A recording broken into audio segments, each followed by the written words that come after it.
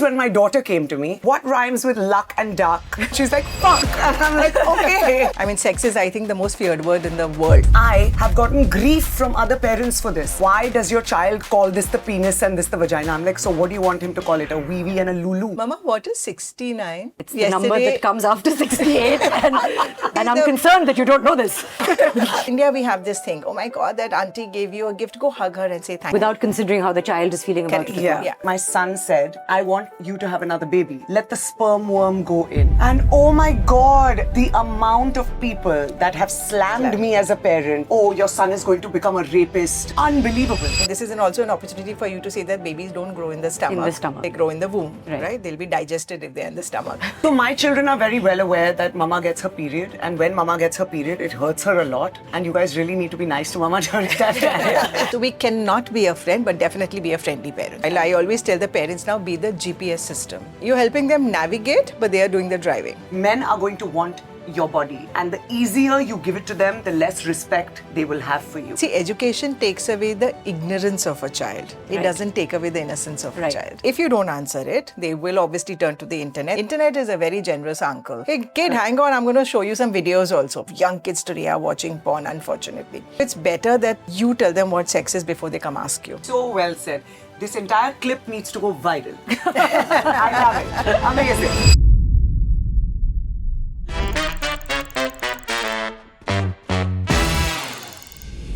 So a lot of you will know that I am a mother to a 7-year-old.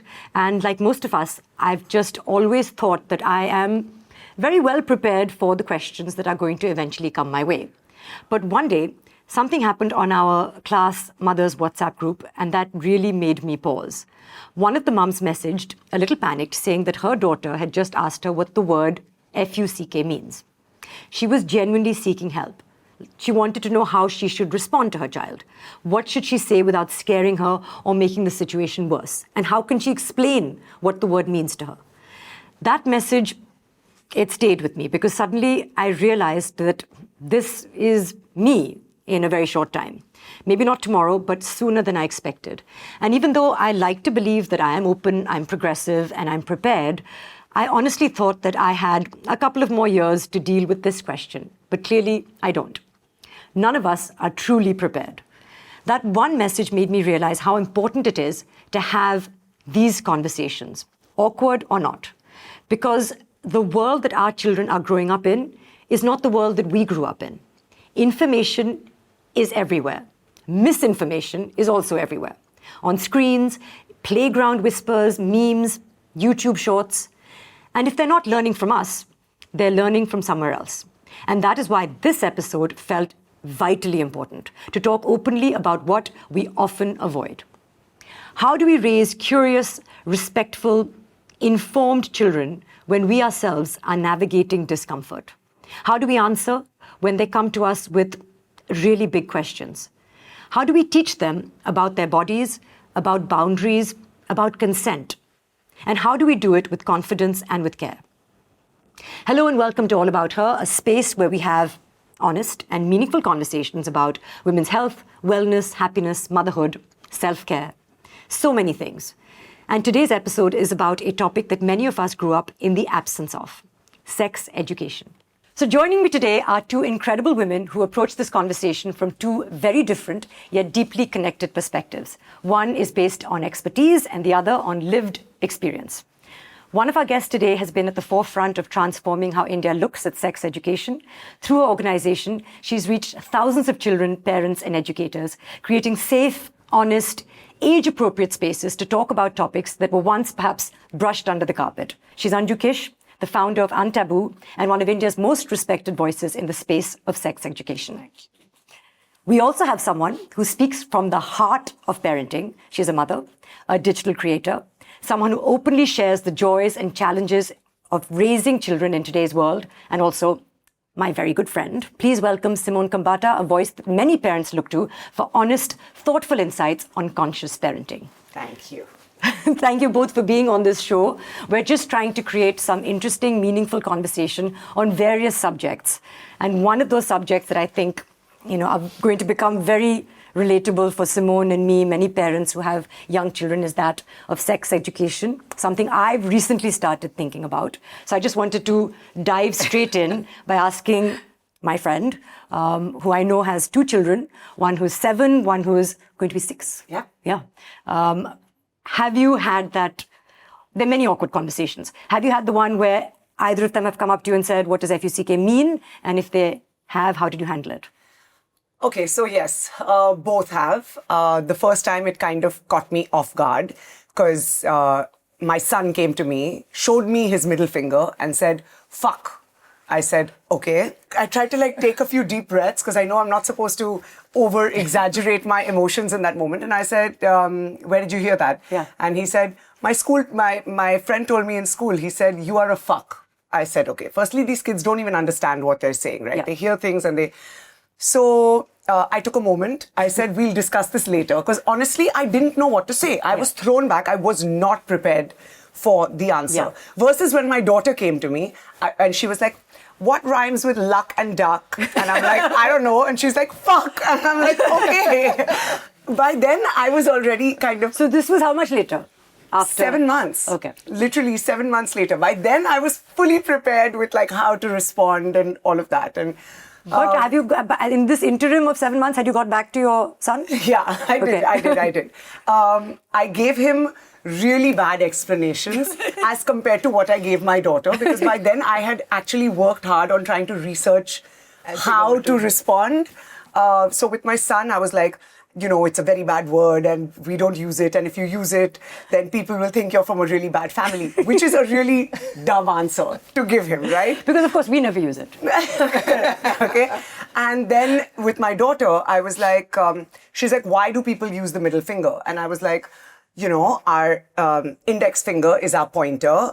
This is our pinky. And then this finger means we're talking about someone's private parts and we should not be talking about other people's private parts. And I was very proud of my answer. I don't know if you're going to be proud of my answer, Anju, but I was very proud of my answer in that moment. I think as a parent, the moment you answer, you should just be proud of yourself. The fact that you are making an effort to answer. Okay, awesome. And that's a good explanation.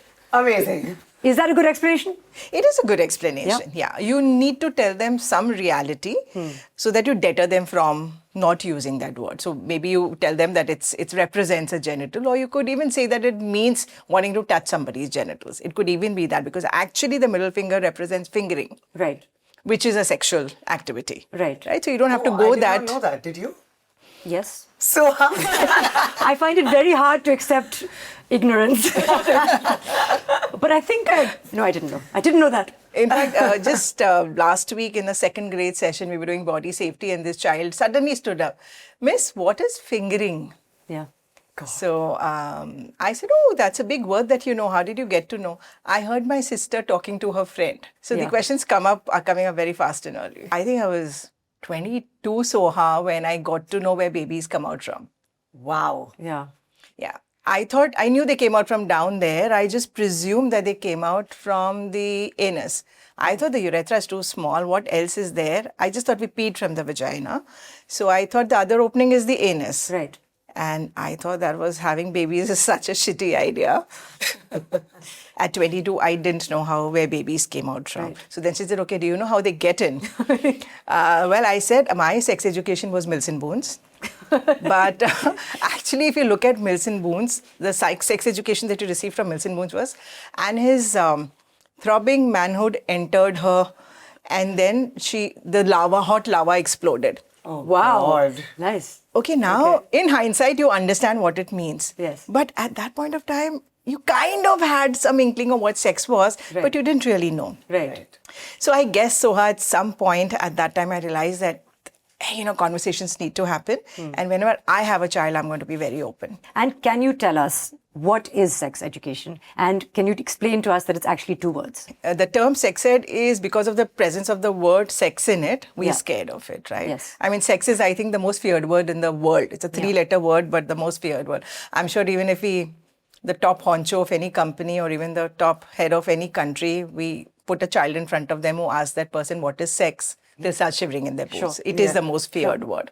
But I think if you remove that word from this term, then it's just more easily acceptable. And sex education has got nothing to do with sex till a certain age. We don't even talk to a child about sex till a child is a certain age. I want to ask you that because you said certain age, Right. for a lot of us who are parents to children, how should we break down sex education through the ages? At what age would it be appropriate to speak to your child about what? So then let me first decode sex ed for you. Yes. So sex ed it's almost like driving, if I can say that. Driving is not just knowing the mechanics of the car. It's also learning about road safety. It's learning about responsibility. So sex ed is just like that. There are hundreds of topics which come under sex ed. So if you're talking to a child about bodies, that's sex ed. If you're talking about safe touches, unsafe touches, that's sex ed. Talking about puberty, that's sex ed.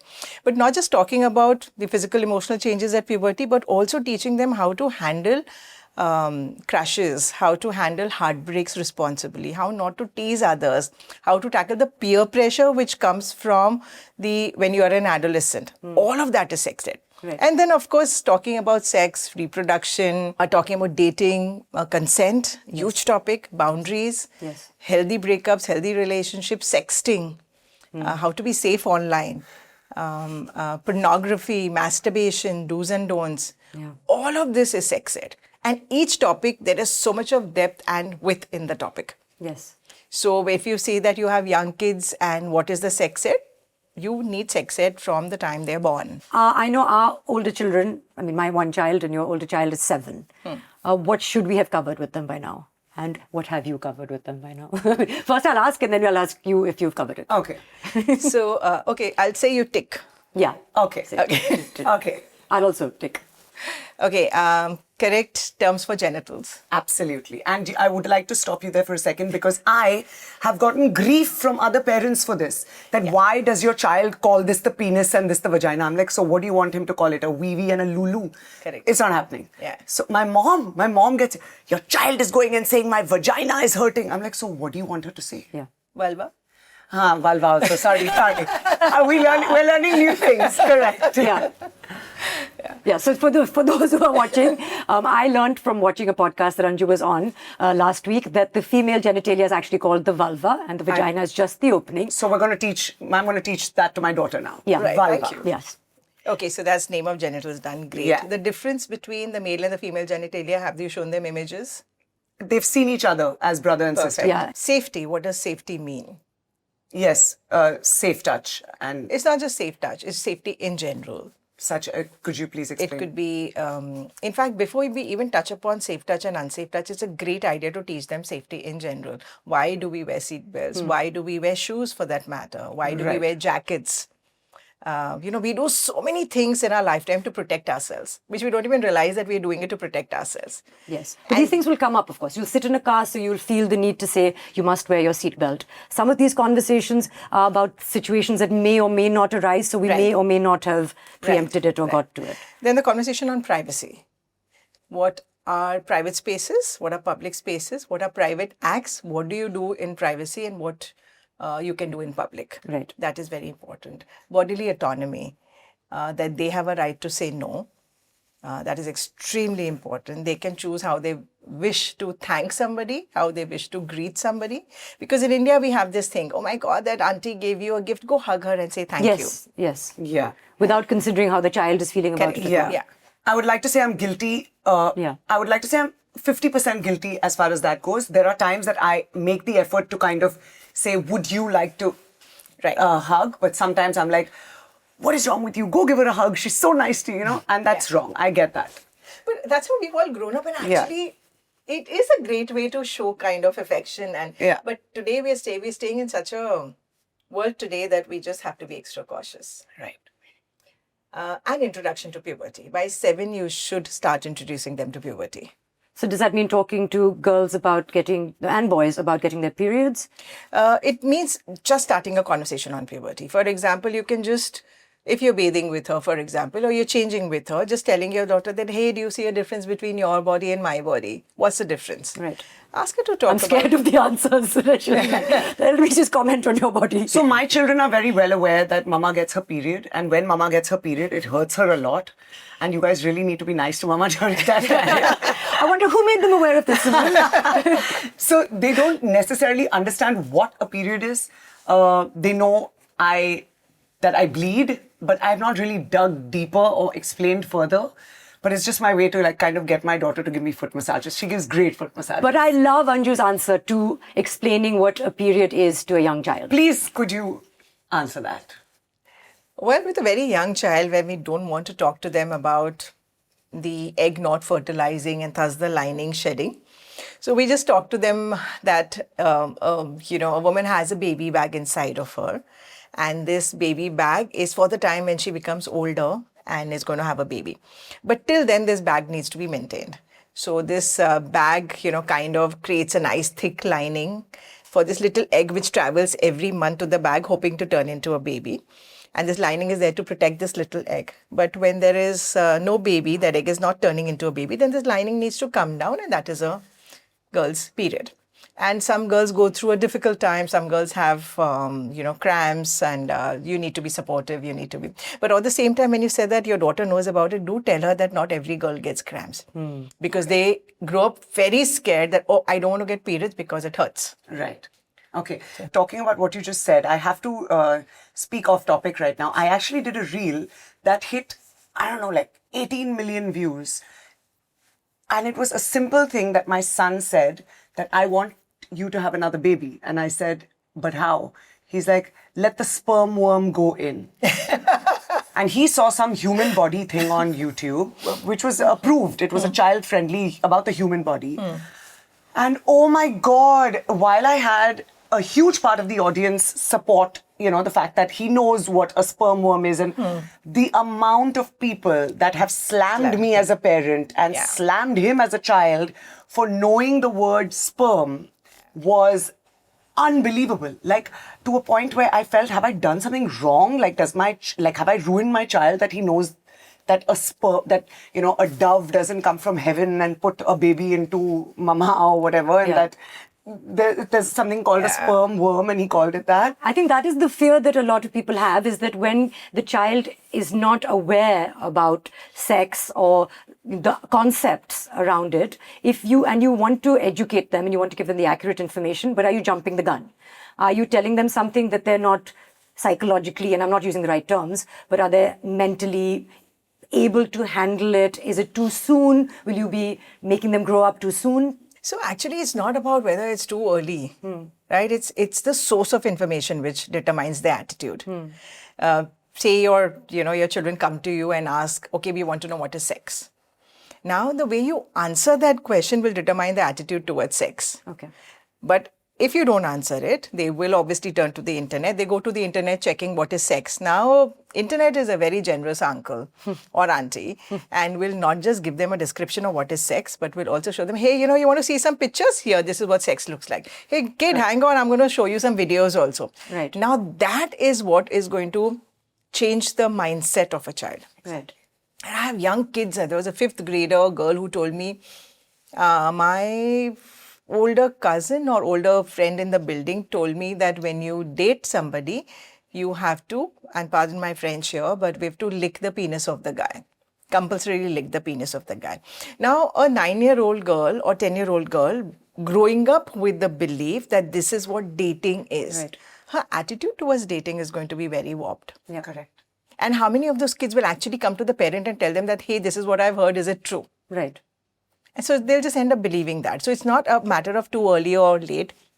And in fact, research the world over states that the earlier you give child, age-appropriate information, you take away the curiosity. So the child is just more responsible, delays experimentation, and factors safety much more seriously than other children. So again, sorry, I'm coming back to that, is what would you as a sex educator think to be the appropriate age to introduce the concept of sex to children? What would that age or grade Today be? it's happening, this question is coming way earlier than it was. There's a clear distinction. I always talk about this fact. There's a pre-COVID era and there's a post-COVID era, right? COVID, everybody was online. Today also they have a lot of online resources there they have to read. So they have been exposed to this term and also sometimes to porn. A lot of young kids today are watching porn, unfortunately. So it's better that you tell them what sex is before they come ask you. And I would say today, by age 9, you should definitely introduce them to the concept of sex. Okay. And initially, you just broach it as an intimate act between two people, two consenting adults. And maybe you can just introduce them to the concept of reproduction, sex for reproduction. The pleasure aspect you can bring in a little later if you want. And would you suggest, and have you thought about, have you already had this conversation? Well, you did when your son asked you that have another baby and the sperm worm what would you like to tell us how that conversation went? Yeah, progressed? I said, what is a sperm worm? He said, it's a worm that comes out of daddy and then it comes into you. He didn't know how it comes into you. And then it becomes a baby and I want another baby and it needs to be a boy. Right. And I was like, okay. And I laughed and we had a very healthy banter. And I was like, you know what, let's put this on. Oh my God. It was wild. But again, I'm saying we had a lot of positives. Right. But of course, there are enough old school thinkers or like you said, I'm sure you know this better than all of us, that the word sex is so taboo in this country. Absolutely. That, anything like, oh, your son is going to become a rapist. I'm like, what? Why? Because he knows the word sperm. Yeah. Oh, you are pushing your child towards watching porn. I'm like, no, it's actually quite the contrary. It's my child has the ability to come and have an honest conversation with his mother. So no, you by not talking to your child are pushing your child towards finding out from other scary sources, right? Yeah. I am the safer source of information than the internet, like you very rightfully said. And I think if that's the attitude every parent has, we would not even hesitate. We would not even think that, oh my God, I can't teach my kid this because what will the others say? Yeah. A lot of times parents tell me that we can't talk to our kids. We can't even teach them vulva because they will go and talk to their friends. Their friends will tell their parents are going to judge our child and they're going to stop their children from hanging out with my child. So I don't want to do it. But how can you let that stop you from educating your child? Right. I mean, figure out a way of how to handle that particular situation. I thought about it. I was like, oh God, now these two are using this word so freely. Now what are other parents? But then I started talking to all the other parents and saying, this is what I've taught my child. Yeah, I said, that's what I said. Find a solution to that problem. Yeah. But do not have a conversation because you're worried about this. Oh, you make me feel so good about myself right now. I want to know, when we're going to have this conversation with our children, do you sit down and say, so children, I'm going to now tell you about the birds and the bees. Is there a sort of organic way of, like you said, when you sit in a car and you put on a seatbelt, that's an organic way of explaining safety to them. So how would you suggest approaching this conversation? Like sitting down one day and saying, it's your 8th birthday or it's your 9th birthday, let's have the chat. See, there is no right and wrong. You can either do that, have that one big talk, though the ideal situation is that it should be smaller talks spread over a long period of time. And look for teaching opportunities in your day-to-day life. And there are enough of those opportunities. Give us some of those examples. You're watching television? Yes. A pregnant woman, you see a pregnant woman there. You say, hey, do you know what's inside her baby? What's inside her tummy or her womb? Do you know that how it got in there? And this is also an opportunity for you to say that babies don't grow in the stomach. In the stomach, right. They grow in the womb, right? They'll be digested if they're in the stomach. That's a terrifying thought. Yeah. You're watching an ad for a sanitary napkin, perfect opportunity. You're reading a book. You're watching the news. Today, the last 1 year, we've had news readers screaming about rape. Yes. And kids are listening to that term. Yeah. So many ask us in our, on taboo sessions in schools that, ma'am, can you explain to us what is gang rape? And these are like 3rd graders, 4th graders. So opportunities are there all around you. Grab those opportunities. Have you watched TV with your children where there's been, for example, a kissing scene? Yeah, I think... you know how some children, like somebody would maybe skip it, somebody would pause it, somebody would jump on their children and cover their eyes. So I feel like the one thing I am doing very consciously as a parent is ensuring that my children see me kiss my husband. No, they need to. It's when you say it so passionately. I'm just like, It's so crazy how we've grown up. Like, even a kiss is like a sexual taboo. Is your husband Yeah. consenting to this experiment? Yeah. In fact, I make him. I'm Right, like, you I'm do sure. not have a choice. They have to grow up. It's for their normalizing good. this. Kiss me for their good. We're teaching them something. No, but then you need to Absolutely. ask for the consent before you do that. So then you're teaching them consent also. Is it Who's all right if consent? I... Wait, so you have to husband's ask... Oh God. Yeah. See, Okay, that's what I I'm will do that. Henceforth. Right. So you're passionately kissing your husband. I'm not Okay. passionately kissing my husband, but yes, I make sure I hug and kiss and show that love is. We don't have to kind of, Shy away from it. Correct. Yeah. I think anyway, for so many reasons, that's wonderful. Because so many of our concepts about marriage and love and relationships and how we treat each other comes from watching our parents subconsciously. And that what she's doing is also a great opportunity. That's again an opportunity teaching moment. Yes. To tell your child that you don't kiss everybody on the lips. Yes. The way I show my love to my mom would be a different kind of physical affection. Yes. But the way I show it to my husband, who's that special person, is different. So that's again an opportunity to have that conversation. Because a lot of time what kids do, because we tend to kiss our, young kids on the lips too. Yes. And then they go to school and anybody they like, they just grab hold of them, Yes. kiss them on the lips. Yes. So it's important to teach them about this, and that's a great opportunity. So my today, kids have asked- go kiss your husband today, just to teach them. I think already done, no? No, but now with consent. Now again, with consent. Oh, yes, of course. With Yeah. consent, yeah. He'll be like, Is there chatter in grade 1 about kissing? I'll tell you what the thing is, right? A lot of the kids, while our children might be 7, there's a lot of kids in their class who have siblings who are 9, 10, 11, Yeah. 12. So those kids have a lot of more information than our kids, which is why I believe it's so important for us to talk to our older ones, Right. because they're going to get that information and a very warped, Chinese whispery form of information if we don't talk to them about it. Absolutely. So they've spoken about crushes, they've spoken about marriage. How do you get married? Why do you get married? Do I have to get married? Can I marry a boy? Can I marry a girl? And I've had these conversations. So I really feel that talking about everything, even though sometimes I do get that judgy look from my friends, like, what are you doing? Why does your child need to know this? Like, what's wrong with you? I'm like, no, my child needs to know this. And my child needs to know this from me, and it needs to be a very casual conversation. Let's stop putting so much pressure on these conversations and just have them for what they are. Absolutely. Age appropriately, of course. Because even if there's that one child in a classroom who knows, everybody knows. Of course. So it's better you have that I had conversation. no idea what a crush was last year. No, now everybody does. And now everybody does. Now it will here's a be crush on- shipping. Yes, shipping. You know what Shipping would is? be it now. What? So shipping is when you take a girl and a boy, or you take two people and you ship them off, which To is, I where? think, derived from to where? I think it's derived from relationship. So they're in a relationship. I think it's what the So basically, modern they equivalent take of a girlfriend the names boyfriend of is. two people. Okay. And to take from your family, if you have Karina and Saif, Oh, and like you make Safina. it Safina. Oh, we used to do that in school. Like Karan and I was Simran. Right. Yeah, and Kunal and I'll be Sonal. Yeah, but that would have been probably 9th, 10th, 8th. Correct. Today it is in 1st and 2nd grade. Oh my God. But what does it mean when, I'm saying when it's a 7-year-old and 8-year-old saying, okay, they've been shipped, that is a concept, that's an idea, but what are they actually doing? They don't do nothing. They don't do anything. Even in the grade 5 or 6, they talk about dating. I said, okay, so what do you do in dating? Nothing. I said, so but then you're dating. Yeah, we are dating. So it's just the concept of dating, which So it's is like very... being married for 20 years. Like I that. would like to say I'm 40 now, but I went on my first date when I was 12.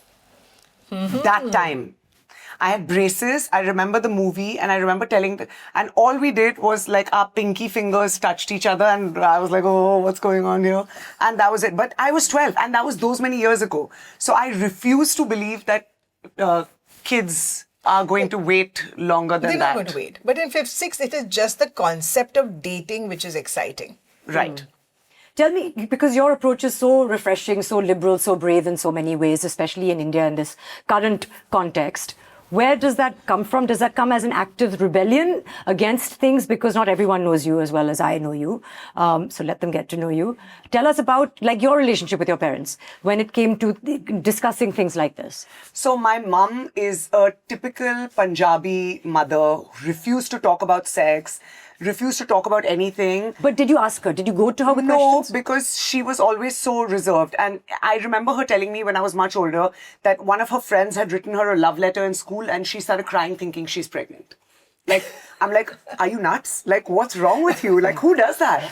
Versus my grandmother, my dad's mum, Jewish, very, very liberal, always spoke to me about my body, her body, spoke to me about how men are going to, as I was growing up, she spoke, I will never forget her words. I must have been 12 or 13. And she's like, men are going to want your body. And the easier you give it to them, the less respect they will have for you. So preserve your body and give it only to the right. So she was the only person in my entire family. I actually named my daughter after her. Her name was Serena and my daughter's name is Serena because she was, to me, the greatest woman that ever lived. Like, you know, she was awesome. She had no fear in talking to us about anything. And because of her, I feel like I became fearless. Yeah. If it was my mother, I would have been sitting under a table having these conversations. Sorry, Mom, but it's the truth. And you and your dad? Because you're very close. My dad always had open conversations. I remember when I was leaving for university, I was 18, I was going to New York, and he got me into his den, and he was like, I just want to tell you one thing. If you get pregnant, I will be your first call. I'm like, I'm not getting pregnant. He's like, that's fine, I'm just letting you know. If you get pregnant, I will be your first call. I said, okay. Which is great. It's great to be able to have that conversation. My mother was like, what are you talking about? And, you know. Yeah, no, I completely agree. I remember when my son was going to university, I gave him some condoms and I said, okay, you know, I know you're going to get it there, but I want you to practice wearing them, you know, so that in the heat of the moment, you don't know how to do it and you just have unsafe sex. I never want you to do that. And in fact, he came back from the university after 3 months with this large packet of condoms. He said, you know, in the school, in the university, they gave us this booklet, sex clinic, plus these condoms. I don't think I'm going to be using them anytime soon. Before they expire, you and Pops just finish it off. Oh, wow. So, Nice. So, you know, what you rightly said, the conversations which open up at home are so beautiful, so open. And you know that they will come back to you if in life they ever face anything. Absolutely. Yeah, they'll be the first one, like your dad said, make him the first one. Yeah. I remember when I was in college, and I think those are the times there was no mobile phones, and we had landlines, and we had a landline and an answering machine, and we were sharing a house with 8 20-year-olds. Actually, I was 18 at the time, 18, 19-year-olds, and my mother had just become the UN ambassador for AIDS awareness. And so she left a voicemail saying, you have to call me, it's very urgent. So of course I thought someone had died in the family. So that all my friends sat with me and we called her and we put her on speakerphone. And she said, I just want to tell you, if you're having sex, use a condom. And I was like, okay, thank you. I will call you later. Bye. Because she just had all this awareness and she was like, maybe I've not had this conversation and she's gone off to England. I should leave her a voice note. So I was like, thank you. I want to go back a little bit because we touched on something I thought was very important about even when a child is young, tell them about the actual terminology of their private parts. Right. Can you tell us about the safety aspect of why that's important? See, the moment you start teaching them these cutie, you know, pet names for the genitalia, you are sending the message that there's something shameful about it. I mean, we don't call our eyes CC just because we see from there, or we don't call our nose smellu, right? Then why do we call it nunnu because it seems like a cute little chotu sa something, or a pee-pee, you know, just because we pee from there. So you're sending the message to them that there is something shameful about this. So you can't talk about it, basically.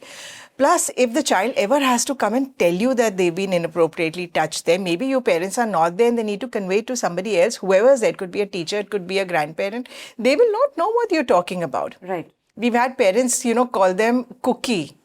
How would somebody understand that you're being touched in your cookie or somebody wants to eat your cookie? That's what one girl said. There was one child who told me a boy who told me his mom has told me that his private parts are called Eiffel Tower. Wow. A great sense of humor. Correct. Yeah. But you're compromising the safety of your child when you do that.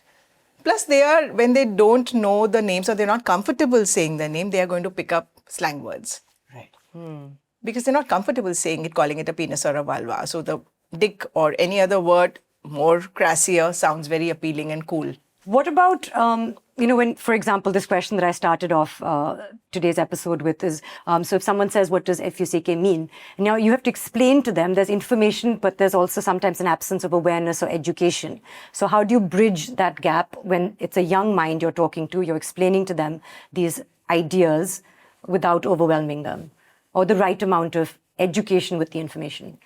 I think the first thing I would say to a parent is have a very calm demeanor. Right? You may die inside Yes. when the child suddenly comes to you, but have a complete Buddha look. Right. Because the child will Pick up on your look, and whether the child comes back to you with the next question or not really depends on whether you have a very judgmental look on your face, angry look on your face, or embarrassed look for that matter. Right. If you have an embarrassed face, they'll keep coming back to you because they love to make you feel awkward. Yeah. Yeah. So first have a very, very calm, demeanor. Ask the child where they've heard it, but again, not in a very judgmental tone. They said, oh, that's a, adult word, and would love to know where did you hear about it from? And then talk to them about the fact, if you're talking about the F word, how you could address it is by saying that sometimes when people are very angry, they use the F word to express their emotions and then bring in your value systems. But in our family, we express emotions respectfully.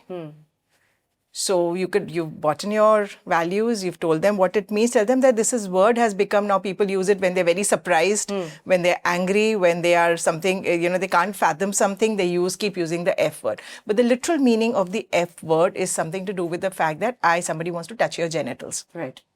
Now, that's a very unsafe touch. And is anybody allowed to do that? Or should you say that to anybody? You're crossing the boundaries. Right. So let's use respectful language when we are angry.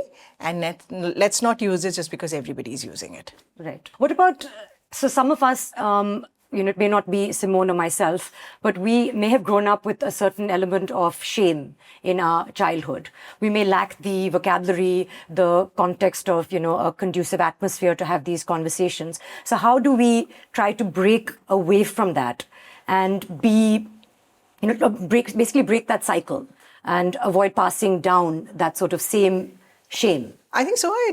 It boils down to how much we want to grow as a person. And we're constantly growing and evolving, right?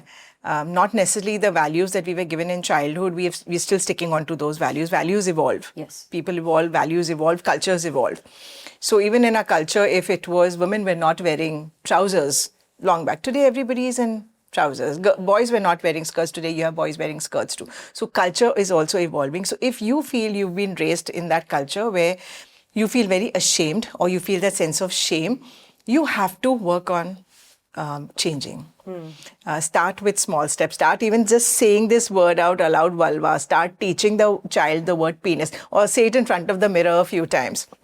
In fact, when I do my parent awareness talks, in a room full, they're all sitting crossed, The body language is the body language. So I said, okay, how comfortable are you saying the word sex out aloud? And they say, yeah, we are okay. We said, okay, at the count of 3, let's all scream it out aloud.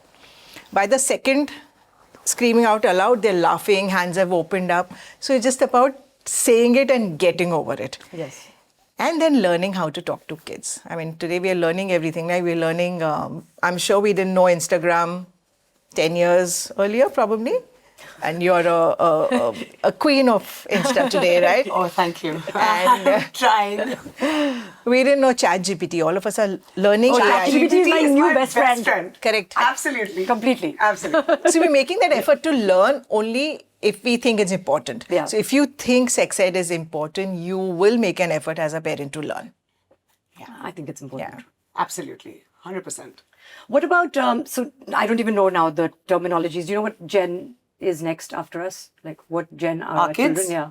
Alpha. Okay, so they're Gen Alpha and they're growing up with a lot more exposure than, I certainly had with the reels, like you said, the YouTube, anime, ChatGPT, AI, all of those things. So how does that impact their understanding now of intimacy, of empathy, of all those things? There is a lot of exposure, like you rightly said, right? Whether it's through anime or the songs that they're listening to. With the lyrics. The lyrics. And they're singing those lyrics. And the sometimes mom just asked me the other day, my daughter is listening to this song by this indie pop singer where the word mother F, whatever, XXX, if it's edited out, like I said, the word motherfucker is used there. Yeah.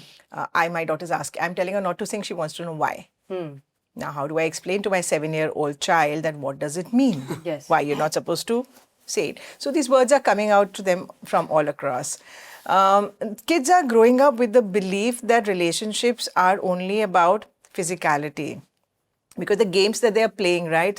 What is that? Smash and pass. I wanted to ask you, do you know Smash and Pass? Oh my God, no, what is this? I think we need to learn. Do you know Smash and Pass? Yeah.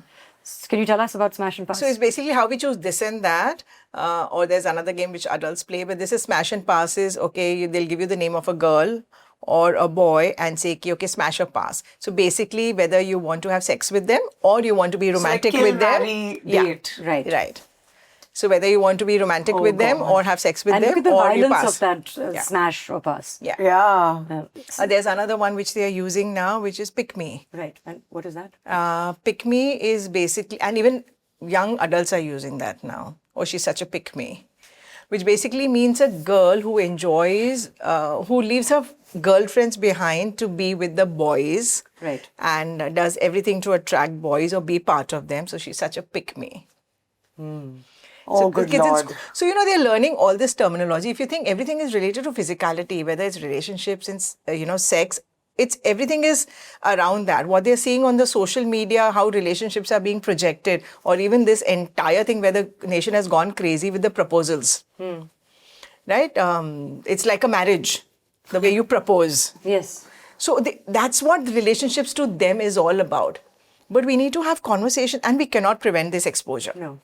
We cannot do anything about it except have conversations. And that's a super powerful tool we have, where we can help them understand that relationship is not just this. Relationship is XYZ. Right. So having those conversations is what is important. Exposure is always going to be there. In your time, it was something else. In today's kids' time, it's something else. Next generation would have something else. And it would always increase. I think right now, like for you, Simone, what do you do in terms of boundaries when it comes to content viewing or YouTube or whatever, the children are consuming content on? One thing, of course, is conversations with older siblings. But what about media exposure? Do you go view? Do you monitor? Do you set controls? Or do you just believe in trust? No, I definitely don't believe in trust. Because you can't. It's out of their control also, right? Because the minute you're scrolling or the minute you're on YouTube, even on YouTube Kids, one video gets over, next thing you know, some recommendation comes, and how do you control it? And let's be honest, as a parent, when we give our children screen time, half of the time we want a break. Exactly. We don't want to sit and monitor what they're watching. Right. So it's very clear. They are only allowed certain shows on Netflix or whatever it is. On YouTube, they are allowed stuff that is for instance, Serena likes a lot of gymnastic shows on YouTube. So then we ensure that there's parental control. Karan does some tech stuff that I don't understand. But she's only allowed to watch that channel. So he's on that channel. When you're on that channel, the only videos that it'll recommend are from that particular channel. And the remote is not in her hand. Okay. So if the remote is not in, and no iPads. Okay. Unless we're on holiday. So this happens on the television screen? On the television, the remote is out of the room. So you cannot change the channel. So it's not that YouTube is not allowed, it is, but with a lot of... And how do you monitor it when they go out to their friends' homes? We can't.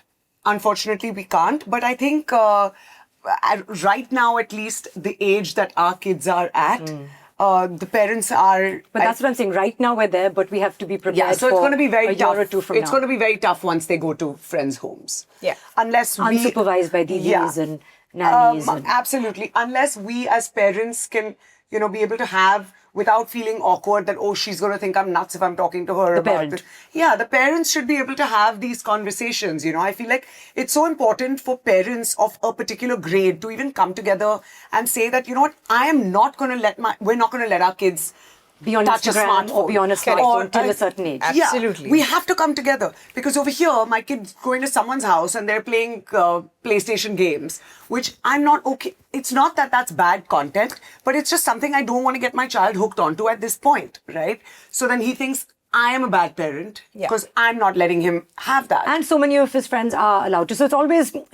So I feel like we as parents need to come together and set boundaries and but how is that going to happen? Because what I loved about what you had said earlier was that one thing is, of course, to teach your child right and wrong, but you have to also give them the tools with which to handle a situation. Give them a solution. So, for example, and I think your reference was with alcohol. Yeah. If, for example, somebody understands that drinking, especially too much drinking is bad, and it's something that they don't want to do as an older child, but yet there's so much peer pressure. And you feel, of course, the child wants to be accepted. So this can apply to alcohol, to so many other things. It can be to watching a particular show that maybe your parents don't want you to watch, but other children are watching, or playing with a phone, or being on Instagram. So one thing is, of course, to say no. You know that our rules are different, other house rules are different, and you're not allowed to, so you just have to be strong and say no. The other thing is to actually equip them, perhaps, with certain tools such that they can handle that situation. And you had said, like we do even now today, as you know, I do. I can say I'm on antibiotics, that's why I can't have alcohol, or that I'm driving, that's why I can't have alcohol, or you can pretend to be drinking, and you can put some soda and something and say that, I'm pretending to drink. So, or when you hit 40, then you just say, I don't want to drink and you can't make me. Yeah. But that takes a while to develop that kind of confidence and I really don't care what you think kind of attitude. So one thing is to be sensitive to your child's desire to fit in and give them tools. So, for example, in a situation like this, I know, for example, my child went for a play date the other day and there was a phone. And they were playing with that phone and creating content. Now, they're not uploading this content, but they're creating content on that phone. And I'm still at this point thinking, should I speak with that parent? What should I do? I feel like when we start the school year, we all join a WhatsApp group, all the mothers and some fathers join. Yeah. Are there any fathers on yours? I don't know. They're always mute. Yeah, they are. So perhaps on that, we can say, listen, as we progress through the years, my child, I have a certain view on having smartphones. How many of you agree or disagree? So at least you know where everyone stands, and then you know that your child is not going to feel alienated. I think that's the best way to do, collaboration with the other parents. That's collaborative parenting, if you can call it that. But that is the best approach, because otherwise you cannot. But then the exposure is not just, again, from the friends, or it can be, exposure can come from any quarter. Yes. We had a mom talk about the fact that, these two kids, her son and his best friend, were playing in the room. And she says, I walk in to see them lying on top of each other and with their clothes, their t-shirts removed. So I asked them, hey, why are you doing, why you removed your t-shirts? No, we're playing house. She said, okay, why are you but lying on top of each other? So the other friend had apparently seen his parents making out because he would co-sleep with them. And now he's come home and told this boy, the 7-year-old, about what two adults do in the night. So exposure can happen from any quarter. Yeah. So coming back to again, conversation is the only solution. Yeah. So what Soha just said about this parent and play date and content, my son was doing the same. And I think it's become a age-wise thing where they think that all these young YouTubers and, all of that, for them, it's more YouTube, right? It's all these YouTubers are creating all these fun videos, and they're doing harmless stuff. They're doing cartwheels and they're like, oh, look at me, I'm so cool. I'm okay with him recording. My son loves to take pictures of people. He loves it. He'll take his dad's SLR or GoPro and he's shooting pictures, and he does a great job. I'm okay with that. He also understands that his mom is a content creator and that he features in a few videos. I have to take consent from my children for every video that firstly, they have to get paid. They know that. They know that. It's crazy, but they also are very sure that I'm not going to wear this or I'm not. And I will lose the money. I will lose out on the brand. It's okay, but I will not do it against their consent because I don't want them to get angry with me about this ever. Right? So I've had many conversations about how it's okay because mama can upload something, mama is keeping you safe. You cannot go randomly, why can't I have my own YouTube channel? Right? So I've had multiple conversations about this. I'm like, when you are of a particular age, you most definitely can. You can share things that you love. You can share your football tricks and, I'm sure you'll inspire so many kids. Or you can share how to do cartwheels. Because a lot of times, to be honest, when I'm showing my daughter videos on how to ace the perfect cartwheel, it is 4-year-olds and 5-year-old girls that are demonstrating it on YouTube videos. Right? And she is learning from them. Right. And she learns really well from them. She's really done a good job.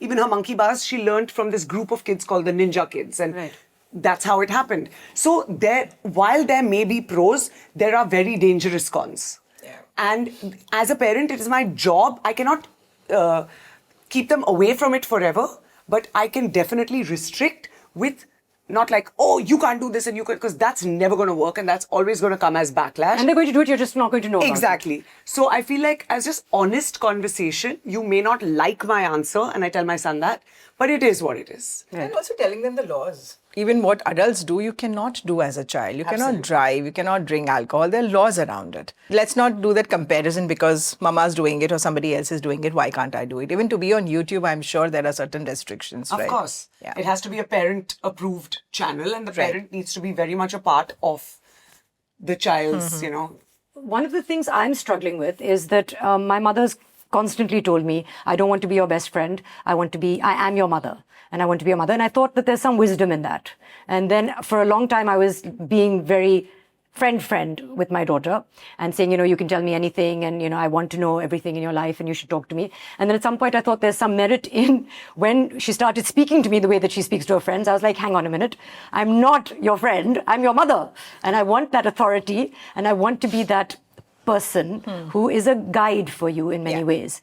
So when you choose to have a very open, honest, two-way dialogue with a child, how do you strike that balance between being, if not a friend, but I don't know what the right terminology is, a friendly parent, but still retain some authority? Yeah. In fact, I completely agree with your mom, and I strongly believe that we should not be friends with children, but we should be a friendly parent and, more importantly, an approachable parent. Right. So what happens when we try to be friends and we think we are very, we are that friends, and we say that we want to be friends because we want them to come and tell us everything. It's a trick. Yes. It's a trick we parents use. Oh, yeah, I know. But if I want to go and tell something to my friend, maybe I'm crushing on somebody, and I tell my friend, you know what, I have a crush on this one. My friend is going to enjoy that. Say, okay, let's see if we can meet him. And, this is what my friend is going to say. But if I go and tell my mom this, my mom will first pretend to be that friend and say, oh, how nice, how cute, yeah, crushes are fine. And then the lecture or the advice will come out. Right. And friends never do that. Yes. So we cannot be a friend, but definitely be a friendly parent. Okay. And like I said, be approachable.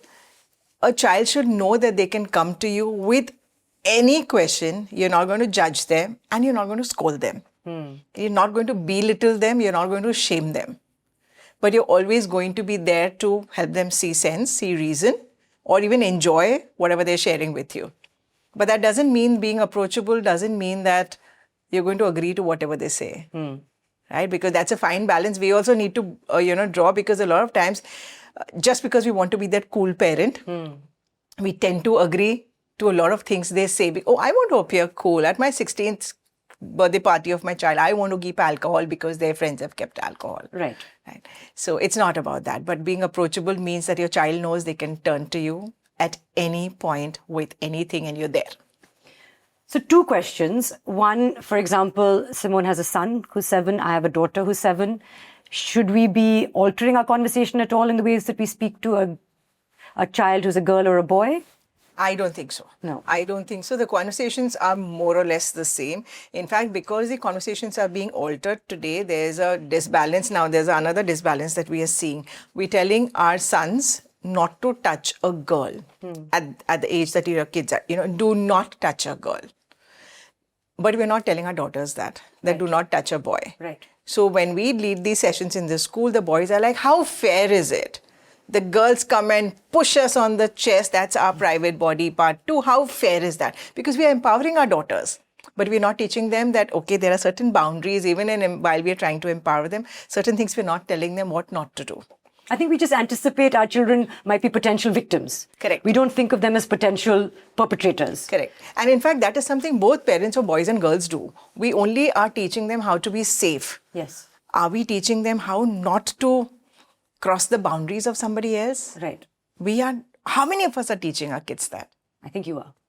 I am. I was just on a staycation and there was a major saga. My daughter came crying, howling, because while playing a game between all these kids, there were like multiple children there. Her brother, in the process of trying to pulled her pants down slightly and her underwear was seen by all the other children. And she was highly embarrassed and she came there crying, made a huge situation out of it. And all of me was ready to go and attack my son till my son came and said, but she did it first. She's like, but I only showed this much of his underwear and he showed my whole underwear. So he's like, but she did it first. Right. And I was like, okay, let's breathe. I had to calm her down first, make her understand that, but she was ready to throw her tantrum that no, but I'm a girl and he's supposed to take care of me and he should, which is not fair. Yeah. Yeah. And I think what we are teaching our boys also that you need to take care of girls. Why are we doing that? We are again introducing that toxic or what it means to be Dependency, masculine, Absolutely. Right. The stereotypes of what it means to be a man. You don't have to protect girls, respect girls. Yes. I think that the narratives need to change. And it needs to change at a very early age. Absolutely. Yes. What about the conversations, the people who are having the conversations? For example, typically mother and father as parents. Do you think that, if it's a son, the father should talk to the son? If it's a daughter, the mother should talk to the daughter? Or it's whoever they're comfortable with? See, conversations have no gender. So these conversations need to be ideally But certain parents, sorry to interrupt you, but certain parents might feel, okay, this conversation I don't want to have because she's a girl, so you have it with her, for example. So when you do that, and I believe you'd probably be talking about periods when you're talking about that, the dad will tell the... Or boyfriends or whatever. So when you do that, you're actually creating you're sending out the message that this conversation is shameful. Yes. Because you're keeping one parent out of it, that means there is shame associated with it. Then how are you empowering your child? Yes. The general conversation should be together. Then if the child feels more comfortable with one parent to have a more in-depth conversation, which could be more intimate or private, that's absolutely okay. Yeah. But overall conversation should be had by both the parents. So well said. This entire clip needs to go viral. I love it. Amazing. And in fact, if it's a joint family, grandparents are there, make them a part of it. That's a very good idea. Even better. Yeah. Because otherwise there's always that I want to say something to my child, I want to bring them up in a certain way, but the grandparents have a different attitude. The child is confused. Do I use the word penis in front of my parents, but not to use it in front of my grandparents? It's so true because we may not deal with that because we live as nuclear families. But I know so many families who live in a joint setup who are struggling. Yeah. Because the grandparents think that the parents are nuts if they talk so openly to their kids. Right. And they think they're ruining their child's life, you're destroying your child, blah, blah, blah. There are so many things. I just want to go back to the idea of consent. So how do we introduce that concept of consent simply to a child? How do we teach them about consent? See, when we think of consent or when we talk about consent, the first thought which comes to our mind is sexual consent. Because there's so much chatter around consent in the society and films have been made on it, right? So we only think of sexual consent. But consent can be as basic as asking a child, okay, can I take one grape from your plate? That is consent. Yes. So begin with that. Simple consent which you teach your child and your child starts understanding them. You don't need to tell them that this is called consent if you don't want to. Right. But once the concept sits with them, then you can apply that concept to anything. Because in the social context, once they understand consent, it's easier for you to talk about sexual consent or relationship consent as they grow older. Okay. So earlier on in this conversation, we spoke about the right age to introduce, for example, sex to a child and the right age to talk about the correct terminology for private parts. If you could, because I think a lot of people who might be watching this would really want some specifics because it's helpful as just flags. At this age, have this conversation. At this age, have this conversation. So if you could just briefly tell us, perhaps chart that history for us. Sure. 3, your child should know the correct terms for their body parts. When you're teaching them, these are your eyes, nose, ears, teach them what your private parts are also called. That's very, very important. Start teaching them the concept of privacy. When you're changing their clothes, make sure you shut the door and change their clothes and tell them that, okay, we're shutting the door because what we're doing is a private act. We're changing clothes. It needs to be done in a private place. Yes. Don't confuse them when you take them to a you're taking them to a mall and a store and you're making them try a t-shirt and you don't go into the changing room, but you said, oh, there's a queue, let me just remove the t-shirt and change it. Then you're sending a mixed message to them. Absolutely. So start with that. I would say 4 to 6 is the time to start teaching them about body safety.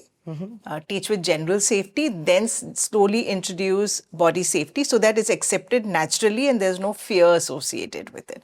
Talk about safe touches, unsafe touches. From 6 to 8, you again talk about safety, but now you introduce other kinds of touches. It's not just safe and unsafe touches. It could be safe but unwanted touches. It could be ask first touches. It could be secret touches. So you start introducing them to that, introduce them to what you should do when things like this happen. And the best way to teach a child is through games. Okay. Because otherwise it seems like lectures. Oh, constantly I'm being told about safety. And I always love to talk about this, play a what if game. What if you were, and start with basic things. What if you were stuck in a lift and what will you do? What if you're locked in a car? What will you do? What if you've gone to a cousin's house and you're playing hide and seek, you're under the bed and somebody touches you on your private parts? What will you do? What if you're the last one in the bus? What if somebody shows you? What if in the school you go to the washroom and your friend tells me, you show me yours and I'll show you mine? What will you do? So play the what if scenarios. This takes me back to what I was, what you were talking about earlier about giving them the tools. Yes. Giving them the actual dialogues to use. I cannot have alcohol because I'm on antibiotics. Do the same with young kids. Is that in your book? Like the answers to these, what if this happens, what should we do? No, it's not there. I was just going to say, can you make this can you into just a game? Yeah. And so, like, we want the chits. Like, we want to read. Like, I can't always come up So with these. we are doing that. We've in fact, Untaboo just come up with Again. It's a prototype. It's on conversations which you can have with your, it's called Untaboo Talks. Nice. And it's a conversation game which you can have with your child and it just opens up the conversation. Amazing. I will be your first customer. But you must have played what if. You've asked the what if this stranger gives you candy, what will you do? That one you've had. I've actually not. No? Okay. No, I just assume by now, like, they know that they're not going to. Or what if someone says, I've got a lot of And cute puppies I feel like in if the car. a stranger comes and gives my kids like a whole, because they've been so restricted. They'll say, is there any refined sugar in your candy? They'll probably ask. Could I know the ingredients? And this would-be kidnapper will run away. But actually, when we teach our kids about the stranger danger, it's a very one-way. We're putting a fear of the stranger in them. What if they are lost and they are somewhere and all around them they only see strangers? Who do they approach? Because in their mind it is stranger danger. Don't talk to anybody. Don't talk to anybody. You have to teach them the concept of who could be possible safe stranger. Right. And who could be unsafe stranger. So I've done that in the sense, for instance, when I enter an amusement park or when I enter any of those places, I'm like, look, if you get lost, if you can't find mama, all these guards who are standing here, all these security people, any of the police who you may see, please go up to them. They know my phone number. Both of my kids know my phone number. So tell them to call mama. Right. Right? Don't go up to anybody else. Just go up to somebody who looks like this. It's perfect. But that's also about safe stranger. But what about your child may not have met a friend of yours who's, say, somewhere in your US, but your child meets the bhajiwala who comes every day home. So the bhajiwala who comes home every day is not a stranger, but your friend is a stranger. Right. Then what? So it's not about stranger danger. It's about helping them recognize that feeling of discomfort when something happens. That is the most crucial bit. So that's 6 to 8 probably you do that. And that is something which should continue. 9 to 12 is we introduce them to puberty. You can introduce them to puberty much earlier also. But age 8 and 9, you should definitely have a conversation on puberty. Conversations on sex, usually earlier we used to start at age 13. But today we are finding that younger and younger kids by age 9, all their questions, age 9 and 10, their questions are all about sex. Right. And if we do not answer them, you know who's waiting. Yeah. With open jaws, the internet is waiting 2 for years them. to go. No. So introduce them to the concept of sex if you can by age 9. Take a deep breath. The earth is not going to shatter. The roof is not going to fall. That might just be like we already know. Yeah, Oh, God. correct. Yeah. And Because of the older siblings. They know a Or lot school. more. Yeah. Sometimes I wanted to actually, first I want you to finish if there's more. So the depth of the conversations on sex can depend on their follow-up questions.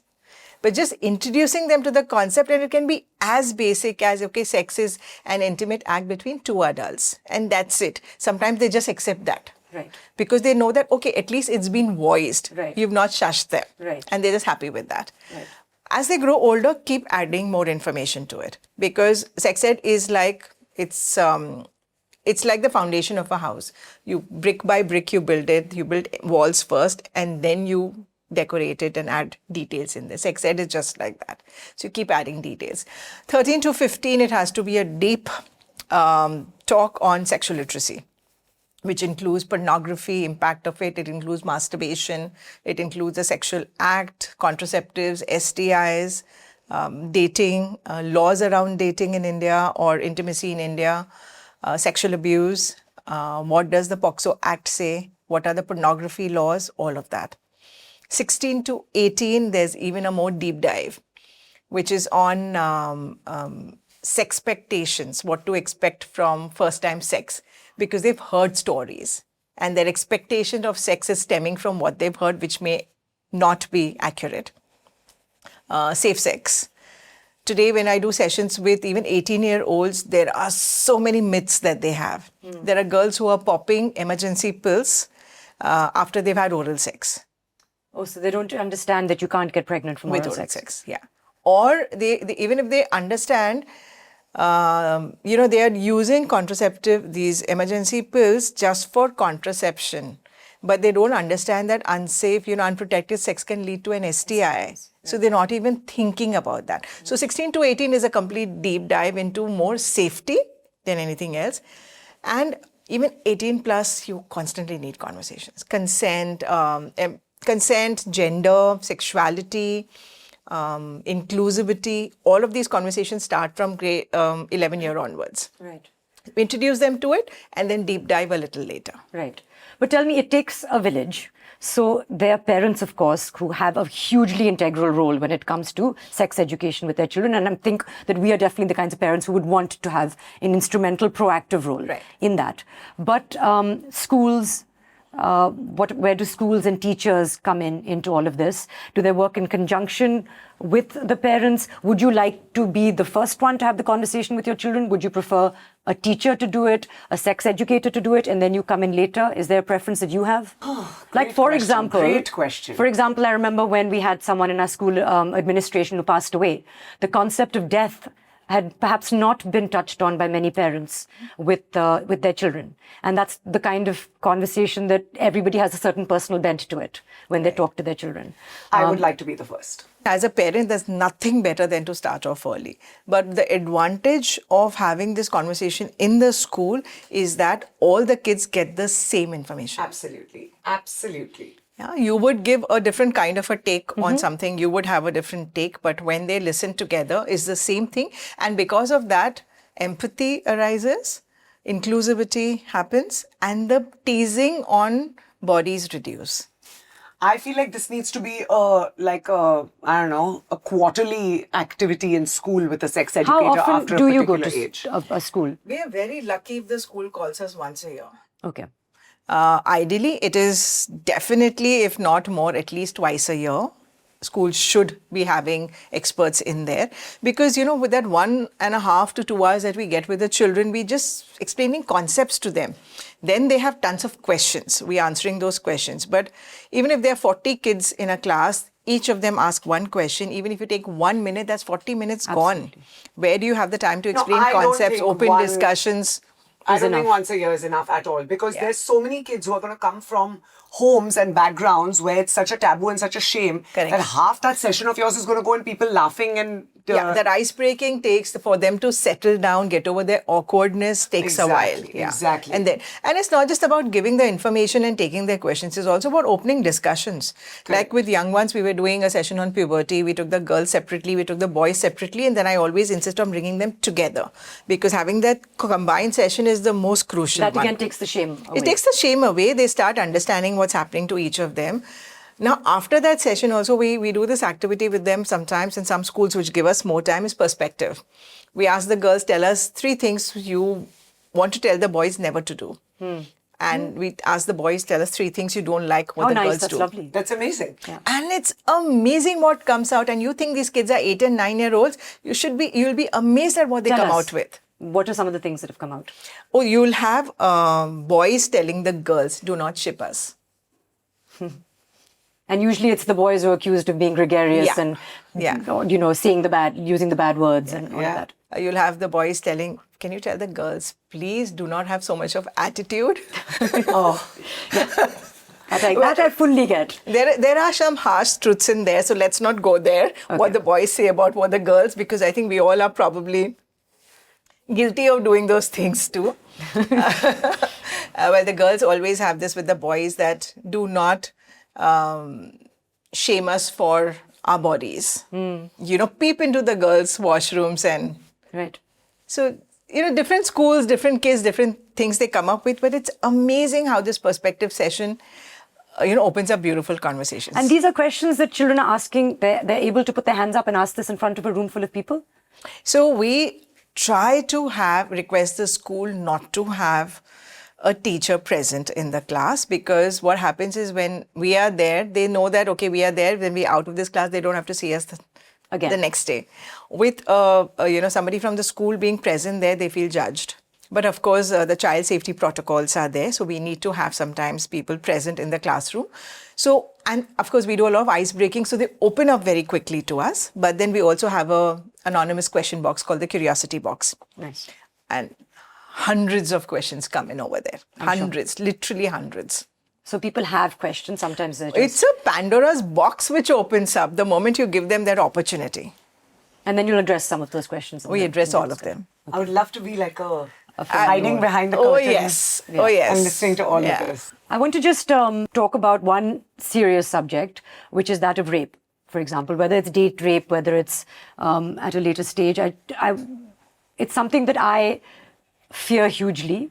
It's something that I don't know how to approach, either from the perspective of my child being a perpetrator, a victim. How do you have that conversation? When do you have that conversation with a child? While you still try and maintain their innocence, but you educate them, you inform them without scaring them. It's interesting you said the word innocence. So, are we talking? It's a loaded word. Are we talking about? See, education takes away the ignorance of a child. It doesn't take away the innocence of a child. I think they're so we use it interchangeably, right? Yes, and yes. we all do this. Yeah. Whether it is tooth fairies and whether it's Santa Claus or whether it is these conversations, Yes. right? We talk about, we want to retain their innocence. Yes. But education will never take away their innocence. It will, in fact, arm them to protect their innocence. Right. So when we're talking about rape and these kids are hearing this term, how many of us have actually sat down and explained to our kids what is rape? Because we know they've heard the term. Yes. To a little child, it could be as simple. We've all speak to them about safe touch and unsafe touch. Yeah. So it could be as simple as telling a very little child that it is a form of unsafe touch and it is legally punishable. Then add more information as they grow older, right? And talk about consent there. Talk about violence there then maybe as they're slightly older. Mm-hmm. And talk more in detail about even when you have to explain, say, gang rape, which unfortunately so many young kids have asked us in our session because they've heard it in the news. So again, it's about just touching upon there, say that, sometimes people do not, cross the boundaries of another person and touch their genitalia in a very bad way. And that is an adult term for it is rape. And sometimes when a group of people do that, it is known as gang rape. It is punishable. It's a very serious offense. And if you ever feel uncomfortable and you feel that, you feel your body boundaries are being crossed, please make sure you come and tell me. Mm-hmm. And it is never, ever the victim's fault. I think that's the most important thing to tell a child. Yes. Yeah. Because a lot of times when children get abused, they do not come and share with their parents because somehow they fear they'll be blamed for it. Yes. Yeah. So that is very important. Give them analogies. Children work beautifully with analogies. Absolutely. Things like, okay, if a thief comes and robs something from your house. So is the thief to blame or the person whose house has been robbed? Are they to blame? Yeah. So in the same way, if somebody get touched inappropriately, it's always the person touching who's to blame. Right. So use these simple analogies which helps them understand the concept. Right. I just want to ask you, Simone, as an influencer, content creator, do you feel a sense of responsibility when it comes to creating your content to perhaps normalize these conversations? Does that come into your headspace at all? Absolutely. A lot of times I know that something I'm going to say is going to lead to parents trolling me because, really? because they come from closed mindsets or they come from certain families that everything is a taboo and, all of that. I posted a reel where I was wearing a bikini on the beach, not like walking around the mall. And my son was sitting next to me, and we were having some intense conversation. And Oh, that was a lovely one by the beach. Yeah, with the water seen that coming in and reel. out. Yeah, It's such a lovely one. And you're chatting. Yeah, well, not on. I know what you're talking about, but it's not this one. It's the one before this. Okay. It was a little while ago, and there was some little headings, and it had nothing to do with what I was wearing or anything. We were just having a deep conversation. You are dressed naked in front of your child. Everything leads to rape. Yeah. You know, anything. Like, it can be talking about sperm. It can be wearing a bikini. It can be talking about the word fuck. It can be anything that moves away from our culture, our traditions. You know, our culture and our traditions do not get impacted by us empowering our children with the correct information. Right.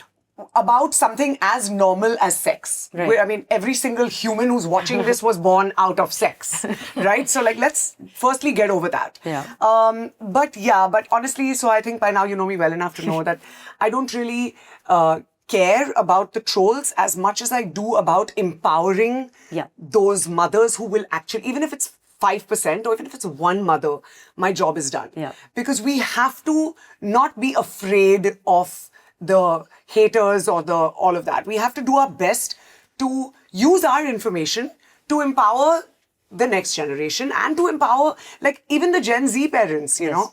We're not, as millennial parents, we're a whole different, we are the first generation that saw the internet, right? We kind of grew up with and without the internet. I got the internet into my life when I was in grade 8, which is a very formative time in your life. You know, I'm about to become a teenager, and now and my parents didn't know that they need to keep me off ICQ and MSN. And the chats that used to happen, now when I look back, I'm like, there's no way my kid's going through that. You know? It was a dangerous space. But we didn't know better then. Today we can help. So why not? Absolutely. But that's why I think it's so important that you're normalizing these conversations. And I wanted to ask, what are the benefits of actually normalizing this conversation on the children? Like tangible things that you can see in their demeanor, in their personalities, in their just becoming certain kinds of individuals. So before I answer that, I would love to comment on what she said. I think you're doing an amazing job. And you know, the trolls, the comments of trolls, that's a teaching opportunity. If you have older kids, remove all those comments and make your child read it and ask them, okay, I want you to tell me, does the way a woman dress, is that what leads to rape? Right. What leads to rape? Again, it's a great conversation opener. Right. Because that's what they've been hearing in society, okay? The way you dress, the way you behave, it's always the woman at fault. Right. So those are, again, great opportunities to, you know, have conversations with the older kids. So coming back to your question of the beneficial impacts of normalizing these conversations on children. Crazy positive impact. I don't even know where to begin. And I'm just going to give you little snippets of things which have happened through the workshops that we do. We've had, in the growing up stage, typically age 9 and 10, 11, the kids are super worried about their height. Yes. Okay, very worried. And they're teased in school by, their peers about their height. When we start talking about the fact that puberty happens to different children at different time, and there's a range, right, from 9 to 16 sometimes almost, and you don't sneeze when your best friend sneezes. So puberty will also happen at different times, so there's no comparison. Somebody will shoot up earlier, somebody will be short, and somebody will develop breasts earlier, have periods earlier, so do not compare. Suddenly you'll see that short person in the class a little, sitting up straight. Then you talk about the fact that height doesn't determine anything. Right. Let's look at examples. Let's look at Sachin Tendulkar. Let's look at Messi. Let's look at the Khans of Bollywood. Whoever they identify with, has it stopped them from being successful? Then a wide smile comes and they'll turn to the others and do that. You see that sudden change in confidence. Right. Now, this is a very, very tiny part of sex ed, right? Yeah.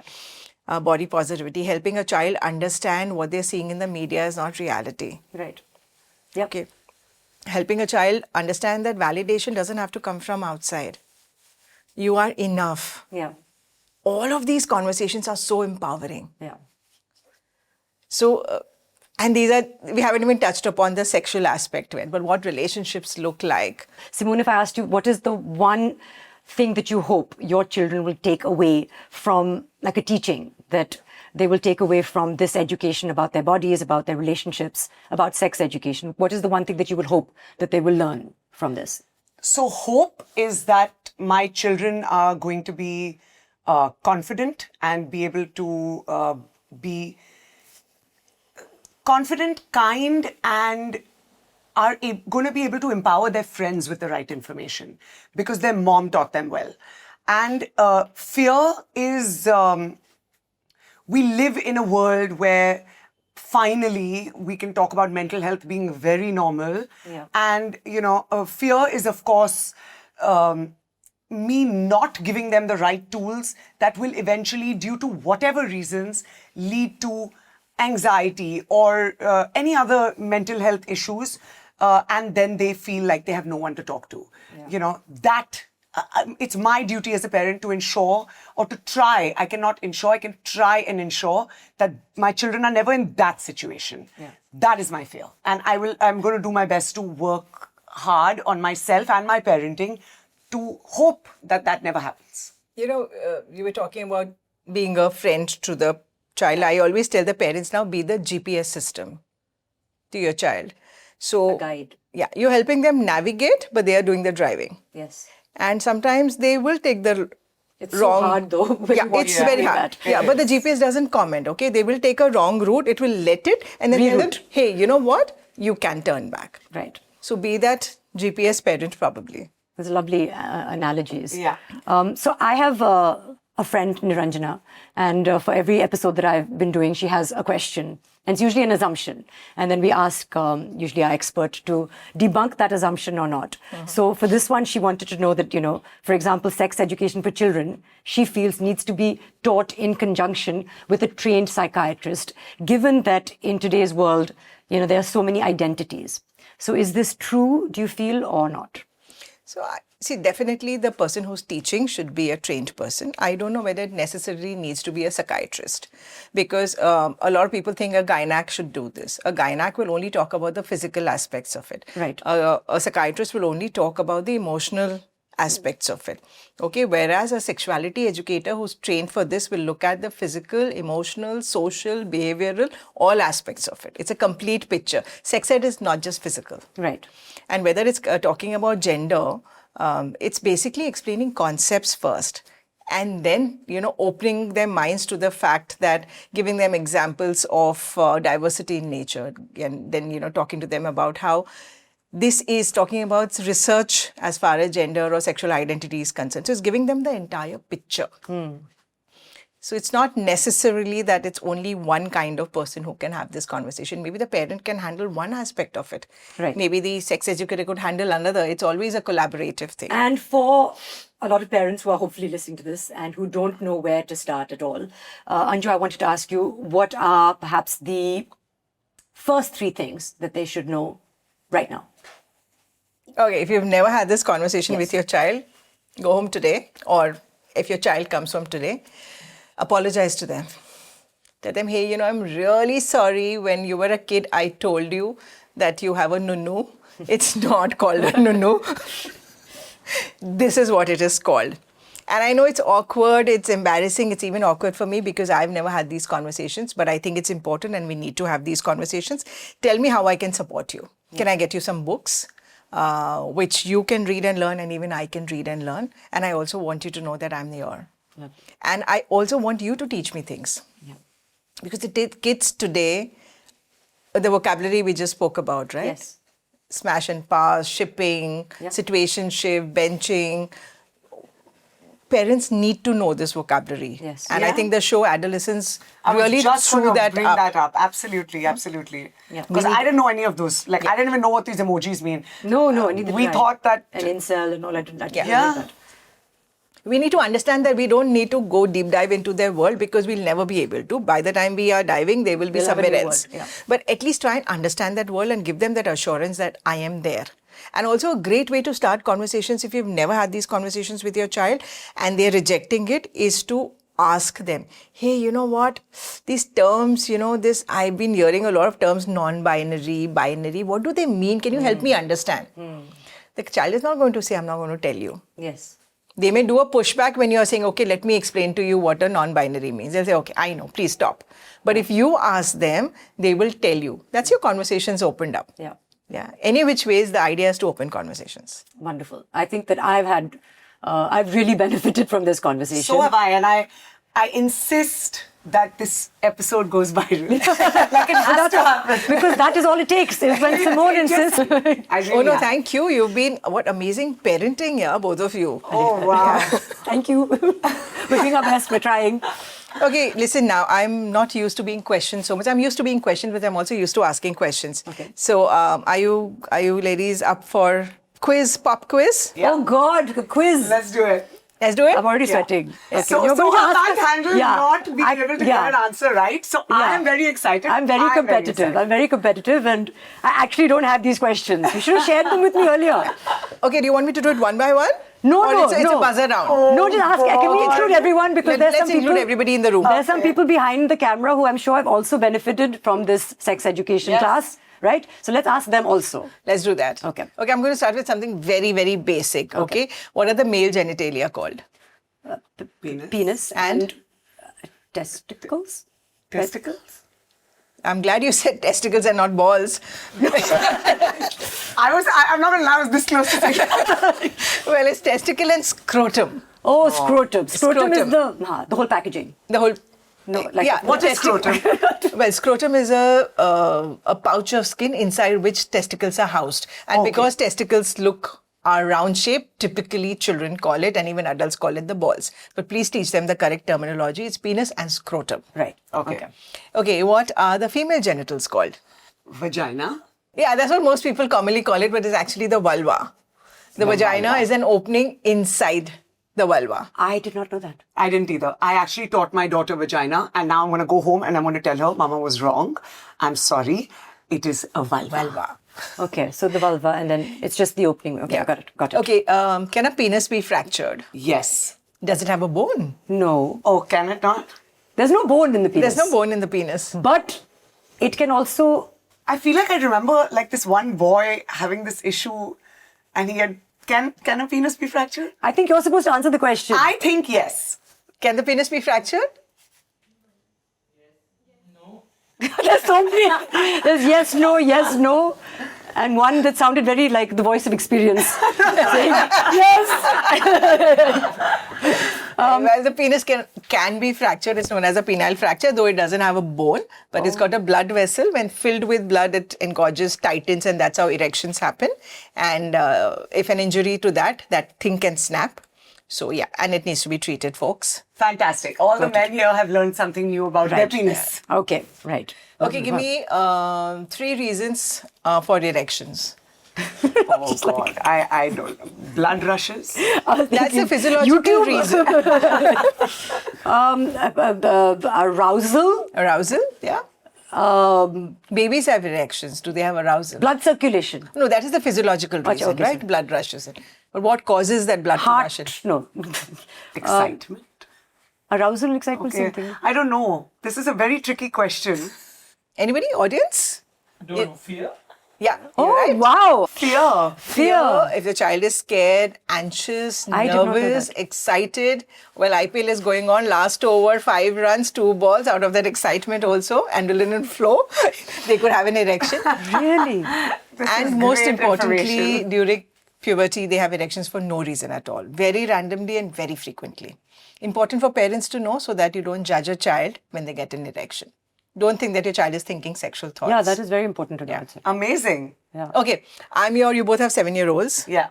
I am, for now, your 7-year-old. Okay, I'm going to ask you a question. Oh, God. I'm sweating. Yeah, I know. Oh, no. Okay. Okay, are you ready for it? Yeah. I've been listening to this song, Leila O Leila, Har Koi Chahe Mujhse Milna Akela. Mama, why does everybody want to meet Leila Akela? Oh God. I think that I should allow my guest to speak because I don't think the host is expected to speak so much in a podcast. Okay. Why? First, Mama will take a deep breath. And Mama will reflect. I'm not sure. I'm going to dig deeper. I'm going to get you the correct answer. And I'm going to come back to you. Awesome. Super. Well done. Yeah, because that's the truth. I don't know. It's tomorrow. Mama, you said. Oh, shit. By that time, she would have called you. Yeah, but now by now. She would say, Anju, what should I say? So now, Anju, you quickly tell me. Yeah. What does one say? What does one say? I did this reel on Taboo Insta, and the answers were hilarious what people have written. And this was a real question asked by a child to the mom, and the mom didn't know how to answer. But you can just say, okay, maybe Leila is a very interesting person and people want to have a one-on-one conversation with her. Yeah. See, in our mind, the sex... We've made it sexual. We've Right. made it sexual. Correct. Right. This is the problem. Right. Everything the child asks is out of curiosity, but in our mind, because everything is sexualized. And we're saying, don't ask these questions. We And hesitate. why are you thinking about this? Correct. Yeah, because my mind straight went to Yeah, that this is what they something. want to do with her Yeah. behind this. Yeah. Mama, what is 69? It's the number Yesterday- that comes after 68 and before 70. But yesterday, And I'm concerned that you don't know this. but yesterday in the classroom, some maths teacher asked what is 30 plus 50, and some boy said 69, and they all started laughing. But why were they laughing? Anju, are you sure 7-year-olds were being asked this question? Because right now we are very unequipped to answer. Yeah, this is the most common question in grade 2, which is Wow. what, 8 years? Which Yeah. is so you 8 still years. have a year. Not really. is a They're 69? a few months away There from you 8 go. at this point. I would now, what I would say is, I would say that when you are older, and I've honestly said this before, and my answer can be completely wrong right now, but I'm okay to be wrong. When you are older, Mama will explain all of this to you properly. But for now, please understand that sometimes when a man and a woman who really like each other hold each other in a particular manner, that position is sometimes called 69. But to be honest, it's nothing that anyone your age should be talking about. So if your friends talk about it, you can tell them, yeah, it's fine, but we'll learn about this when we grow older. Is that the right answer? Superb. Yeah! Are there any wrong answers? I'm sure there are. If you brush it aside, that's a wrong thing. Right. And sometimes you can also add on that numbers are associated with lots of actions, right? We say number 1 when we want to pee, number 2 when we want to poop, or we use other numbers also in that manner. 420, right? Nice, yeah, right. Yeah. Maybe our kids doesn't know, our kids might not know 420, but we know that number, how it is associated with a cheat. Yes. So in the way 69 is associated with what, the perfect explanation she gave. Right. The perfect. It is the perfect explanation. So what you shouldn't be saying is, oh, kids laugh at the stupidest things and just ignore them. Yeah. That's not the right answer. Yeah, that's not the right answer. You need to give them some explanation, because today we cannot tell the child, ignore it. Right. They want to know what it is. In fact, some dialogues, this is not your age to know it. Yes. I will tell you when you're older, this is your time to concentrate on your studies. Dialogues like these, just take all of them, go to your toilet, put it in the seat and flush it. Right. They don't work, Right. because the internet is there to give them the answers. Right. Then they just Yeah. turn away from you. Absolutely. Understood. Okay. I think we're prepped for grade 2. You ready for grade 2? I'm ready for this. Okay. Lovely. Thank you again. Thank Unless you. there's something else you want to ask. It's quite fun also. I could be here for a while, but this touches my life more than it touches your lives. So, Okay, great. Mama? oh no. Can you do Mama over there, please? Just, Mama's feeling a little hot. Why do I have to call daddy a daddy? You gave birth to me. What did daddy do? It takes 2 parents, like your father had a little bit to contribute. A sperm worm? That it can there be lots of God. So awkward about these things that biologically it takes a sperm and an egg to come together and create a child, and that the mother is the home where you grow, like in her womb, but that start of life happens when. Can you interrupt at any point? Perfect. That is the perfect answer. I am now the expert. I mean, of course, my expression will not be so panicked when I Because speak. I'll just be initially, like, when you spoke, you were nervous because you didn't know how to handle that. But the fact is, you eventually gave the correct I mean, I don't know. Anju's going to tell us. No, it's a sperm and an egg came I think together. the most important thing is first have that calm expression. Yes. Which I will by then. Yeah. Yeah. The Buddha expression, the Buddha look. And we'll have air conditioning at that point, which we don't on the set. Yeah. And if you don't have the right words at that point, it's not necessary to give an answer. But you need to tell them that, hey, you know what? I am so glad you've come to me with this question. Yes. I am currently not able to find the right words. Right. Just give me an hour or give me half a day or give me a day and I'll come back to you with the right words so that you understand better. Otherwise, I'll just be fumbling with my words and you will not get it. Understood. Yeah. Take that time, ask for that time. Right. And then come back, frame your answer and come back to them. Okay. But thank you. Thank you so much again, as I said. It was fun. Being here. Yeah, it was fun. Yeah. And very informative for us. Yeah, really informative. And this is the cusp. This is why I wanted to do this, because we are at the cusp right now. Yeah. And we think that we've done such a good job because we've been using the right terminology. We've been ticking the boxes along the way. And, you know, we're doing our best. Yeah. And now is when we need some tools because, you know, things are getting more complicated. Right. So thank you. A pleasure. Absolutely a pleasure. So this has been such a powerful and such a necessary conversation, I feel, because we really need to understand that sex education, it isn't about corrupting minds. It's actually about preparing them. It's not just biology. It's safety, it's identity, it's empathy, it's dignity.